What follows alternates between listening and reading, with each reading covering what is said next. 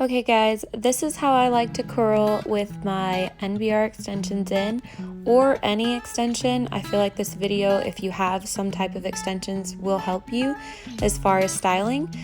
So when you wash your hair, obviously you have so much extra hair, so I like to let my hair dry about 80% before blow drying, so it's a little less heat damage. I go in first with the Perology 21, and then I'm putting that surface oil, really working it in my ends and around my face frame. Making sure to blow dry it as smooth as possible. If you are prone to frizz in any way like I am, this step is really crucial to making sure your curls will last you a couple of days. And of course, if you wear extensions, you know how important it is to kind of stretch your style. I personally will rock mine for at least 3 days minimum. So I like to make sure I kind of prep it and do it the right way first. So it's kind of high maintenance to be low maintenance later. So I'm using the Babyliss Pro curling iron in 1.5 inches. I do think the Bioionic extended barrel does way faster, but I only have it in 1 inch, and I personally don't like my hair that curled.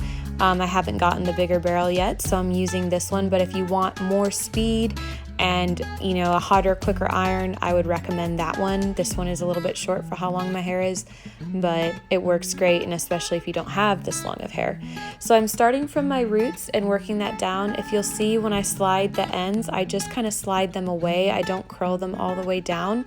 Sometimes I will curl some of the ends just to have a little bit like different textures going on, but I make sure usually to kind of slide it off the ends as I feed it in the iron. Now I am alternating curls. I personally like to do it this way because I feel like it gives the hair more texture and it makes the hair look fuller. If you curl all the way from the face, it is very, very pretty, but your hair won't look as full and as beachy. So I'm making sure to kind of do like a little bit of a brick lay in the back. Now once I get to the front, I'm gonna make sure to curl all that away from the face. This is the most important part here, guys. As you see me kind of smoothing the hair together, I'm smoothing my hair and the extension hair and kind of mirroring them together and making sure when I take a curl, I'm taking a little bit of both. Obviously, I know my hair was already really, really long, but obviously if you have shorter hair on top, you'd want to make sure when you're grabbing that shorter hair on top, you're grabbing a little bit of that first row of extensions as well into that curl, or taking a smaller curling iron and waving the top of your hair and sliding it into another curl. You cannot curl them like they're two separate pieces. You have to curl it like it's one. So that's the last one I'm going to curl forward.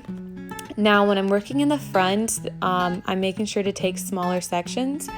I personally like my hair, like I said, super relaxed. Obviously, if you want your hair more curled, you would take the kind of section you're seeing me take now and take it all over the hair.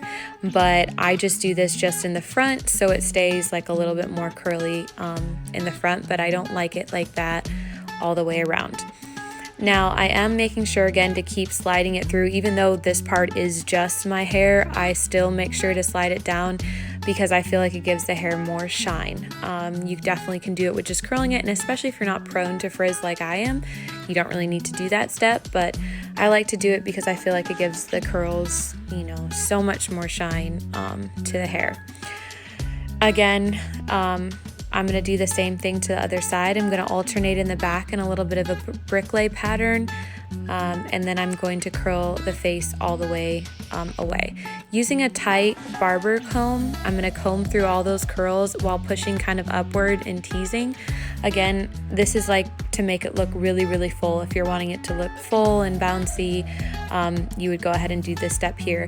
If you want your curls to be more curly looking, you would just piece it through with your hands. Again, that will promote some frizz to it, so I wouldn't recommend if you have frizzier hair, but you can take any tighter kind of comb and comb through that. And as you can see, I'm teasing under my hair and I'm teasing above my hair. I'm just kind of doing both just to make sure it kind of looks like more like bedhead kind of grungy look.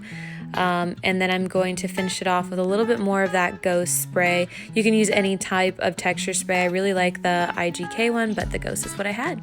So that's it. Thanks for watching, guys.